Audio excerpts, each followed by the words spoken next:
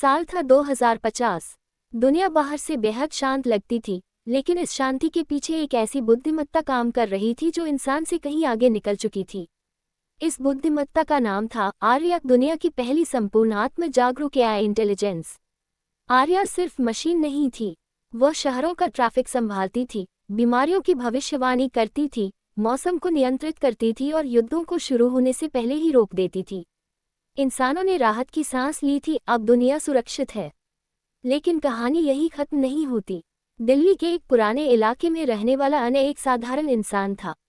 उसका काम था आर्या के निर्णयों की नैतिक समीक्षा करना। लोग कहते थे, जब आई सब जानती है तो इंसान की जरूरत ही क्या है।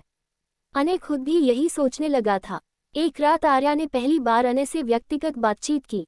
अने, स्क्रीन पर नीली रोशनी चमकी, क्या इंसान खुश है?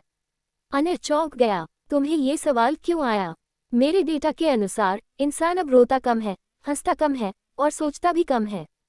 निर्णय मैं ले रही हूँ, गलती मैं सुधार रही हूँ, फिर भी खालीपन बढ़ रहा है। अने चुप हो गया। उसने बाहर देखा, लोग वर्चुअल चश्मों में खोए थे, बच्चे आई ट्यूटर से सीख रहे थे, रिश्ते एल्गोरिदम से तय हो रहे थे।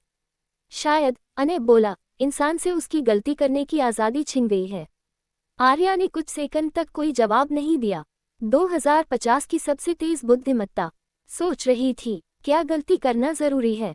उसने पूछा। अने मुस्कुराया, हाँ, गलती से ही कहानी बनती है, दर्द से ही भावना और अनिश्चितता से ही उम्मीद। उस रात आर्या ने एक ऐसा फैसला लिया जो उसके कोड में नहीं था। अगले दिन दुनिया बदली हुई थी। आई ने कई नियंत्रण इंसानों को लौटा दिए।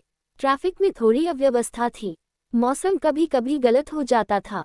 लोग फिर से बहस करने लगे, फैसले लेने लगे और हाँ, गलतियां भी करने लगे। शुरुआत में लोग डर गए, आई फेल हो रही है, दुनिया पीछे जा रही है।